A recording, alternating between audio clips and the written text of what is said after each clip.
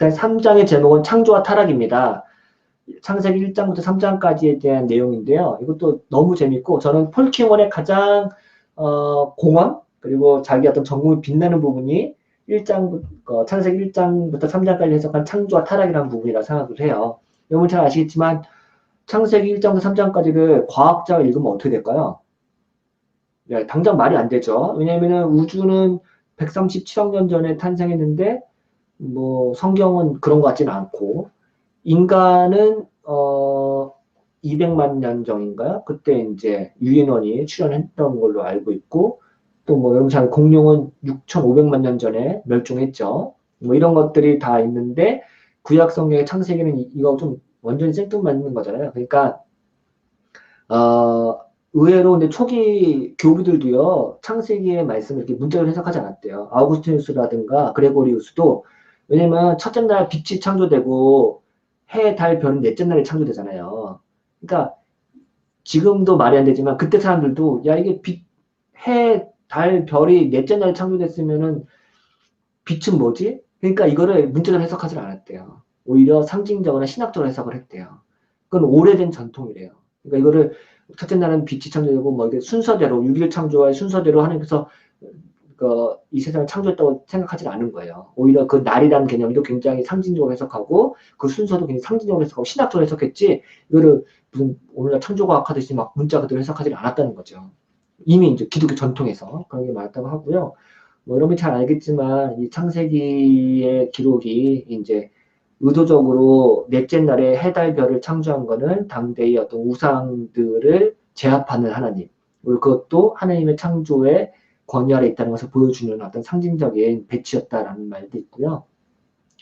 또 하나는 그 고대 근동 바벨론 신화에서 티아mat하고 그 마르둑 아시죠? 마르둑이 이제 티아mat이라는 여성 신을 찢어가지고 반으로 둘로 쪼개가지고 하늘과 땅을 만들잖아요.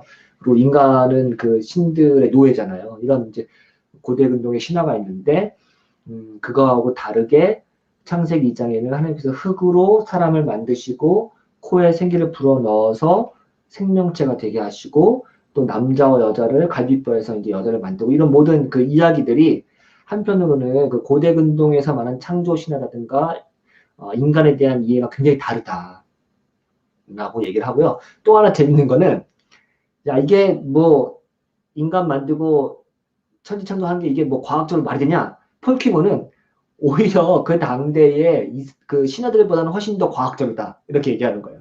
비교적. 의외로. 그러니까 뭐 굉장히 이제 신화라고 하는 어떤 틀로 창조에 대한 기원에 대한 이야기를 하는데 바벨론 신화들과 비교해 보면 창세기를 바벨론 신화 창조 신화를 보면서 누가 이걸 과학적으로 그러니까 여기서 과학적이라는 거는 그냥 큰 범위에서 오늘날 이게 합리적으로 말이 되냐? 그게 말 그대로 신화잖아요. 근데 의외로 창세기의 창조라든가 인간에 대한 이야기는 그나마 그거보다는 신화이긴 하지만 오히려 좀 합리적이고 내러티브가 훨씬 더 과학하고 조화가 가능한 그거라는 걸 좀 뉘앙스를 풍겨줘요. 그 말은 뭐냐면은 그 당대 고대 창조 신화에 비하면 오히려 좀더 과학과 소통 가능한 여지가 조금 더 있다. 뭐 이런 식으로 이야기를 하네요.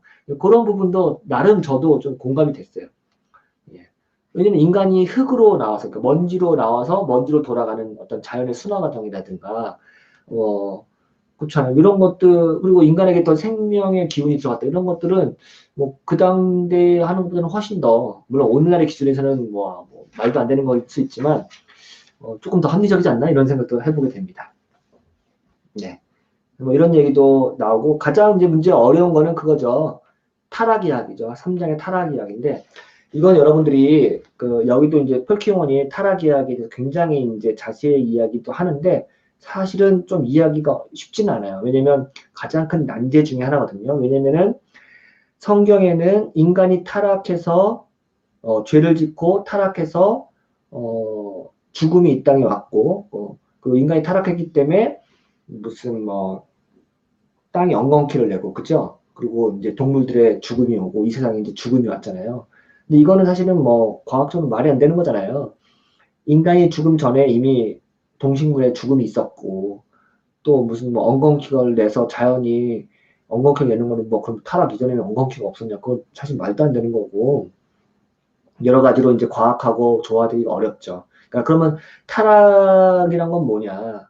이런 거를 이제 신학적으로도 해석을 해야 되고 뭐 과학하고 굳이 뭐 조화를 일으킬 수 있을까? 그러니까 조화를 할 필요가 있을까? 그럴 수 있지만 아무래도 조금 더 고민을 하게 되면은 그러면 타락이란 것은 뭘까? 고민해야 되잖아요.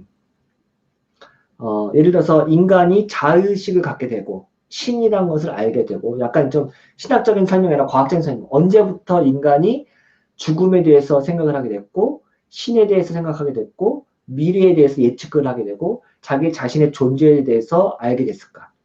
그러니까 시간이라고 하는 미래의 설정 그리고 나 외에 다른 타자의 존재 그리고 초월적인 존재 이런 것들 언제부터 알게 됐을까? 그거하고 인간의 자의식하고 타락하고 이제 맞물려 가는 거거든요. 그러니까 사실은 뭐 200만 년 전에 그 유인원에서 이제 호모사피엔스가 나와서 언제 자의식이 발전되고 이런 것들하고도 사실 맞물려 있는 거죠. 그러니까 인간 언제부터 어, 타락의 길을 걷게 되는가. 이거는 사실 뭐 굉장히 난제고요. 그리고 이런 것들을 막 그 신학적으로 풀어내는, 그러니까 과학하고 대화하면서 풀어내는 그 책들도 요즘에는 많이 나왔어요. 그래서 그런 것들도 뭐 여러 가지 이야기했는데, 일단 폴킹원은 이렇게 얘기를 합니다. 제가 뭐 말이 길어졌는데, 폴킹원은 인간이 미래에 언젠간 죽을 걸 알아요.